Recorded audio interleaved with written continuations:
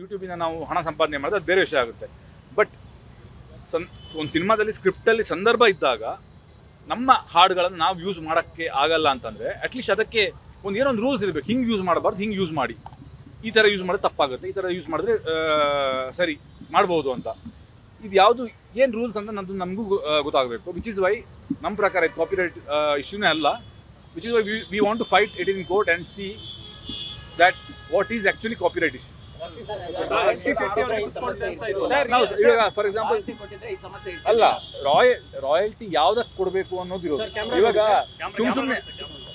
ಸುಮ್ಮನೆ ಬಂದು ನೀವು ನಮಗೆ ಏನೋ ನಿಮ್ಮದು ಸಿನಿಮಾದಲ್ಲಿ ಮೊಬೈಲ್ ರಿಂಗ್ ಆಯಿತು, ಮೊಬೈಲ್ ರಿಂಗ್ ಆಯ್ತಲ್ವಾ, ಆ ರಿಂಗ್ ಟೋನು ನಮ್ಮ ಸಿನಿಮಾದ ಹಾಡು, ಅದಕ್ಕೆ ಅದು 3 ಸೆಕೆಂಡು ರಿಂಗ್ ಆಗಿರಲ್ಲ, ಅದಕ್ಕೆ ನೀವು ರಾಯಲ್ಟಿ ಕೊಡಬೇಕಂದ್ರೆ ನಾವು ಯಾಕೆ ಕೊಡಬೇಕು? ಇಲ್ಲೇ ಕೂಡ ಕಿರಿಕಿಪಾಟಿ ಟೈಮಲ್ಲಿ ಸೇಮ್ ಸಂಸ್ಥೆ ಅಲ್ಲ, ಅದು ಬೇರೆ ಸಮಸ್ಯೆ. ಅಲ್ಲೂ ನಾನು ಸರಿ ಅಂತಾನೆ ನಾನು ವಾದ ಮಾಡಿರೋದು, ಇಲ್ಲೂ ನಾನು ಸರಿ ಅಂತಾನೆ ವಾದ ಮಾಡ್ತಿರೋದು. ಈ ಹಿಂದೆನೂ ಕೂಡ ಕಿರಿಕಿಪಾಟಿ ವಿಚಾರದಲ್ಲೂ ಕೂಡ ಇದೇ ರೀತಿ ಅದೇ ಆವಾಗ್ಲೂ ಆಗಿತ್ತು. ಆವಾಗ್ಲೂ ನಾನು ಸರಿ ಅಂತಾನೆ ವಾದ ಮಾಡಿದ್ದೀನಿ. ಆವಾಗ್ಲೂ ನಾನು ಕೋರ್ಟಲ್ಲಿ ಹೋಗಿ ಫೈಟ್ ಮಾಡಿದ್ದೀನಿ ಕೇಸ್ನ. ನಾನು ಸರಿ ಅಂತಾನೆ ಫೈಟ್ ಮಾಡಿರೋದು. ಇದು ಕಾಪಿರೈಟ್ ಇಶ್ಯೂ ಅಲ್ಲ ಅಂತಾನೆ ಫೈಟ್ ಮಾಡಿರೋದು.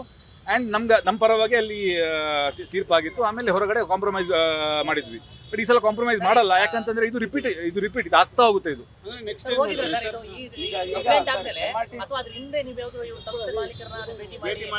ಇಲ್ಲ, ಅಂದ್ರೆ ಒಂದು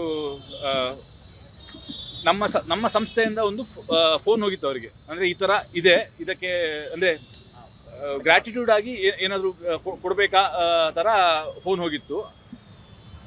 ನಮ್ಮ ಪ್ರೊಡಕ್ಷನ್ ಮ್ಯಾನೇಜರ್ ರಾಜೇಶ್ ಅಂತ, ಅವರು ಒಂದು 2-3 ಸಲ ಕಾನ್ವರ್ಸೇಷನ್ ಮಾಡಿದ್ದಾರೆ. ಬಟ್ ಅಲ್ಲಿ ಕರೆಕ್ಟಾಗಿ ಪ್ರತಿಕ್ರಿಯೆ ಬಂದಿಲ್ಲ ನಮಗೆ. ಆಮೇಲೆ ಅವ್ರು ನಿಲ್ಲಿಸೇ ಬಿಟ್ರು. ಅಂದರೆ ಆ ಕಡೆಯಿಂದ ಏನೋ ಆಮೇಲೆ ಫೋನೇ ಬಂದಿಲ್ಲ. ಏನೋ ನಿಮ್ಗೆ ಹೇಳ್ತೀವಿ ಅಂತ ಹೇಳಿ ಏನೋ ಫೋನ್ ಬಂದಿಲ್ಲ. ಅದು ರಾಜೇಶ್ ಹತ್ರನೇ ಕೇಳಬೇಕು, ನನಗೆ ಅದು ಎಕ್ಸಾಕ್ಟ್ ಡೀಟೇಲ್ಸ್ ಗೊತ್ತಿಲ್ಲ. But anyways I mean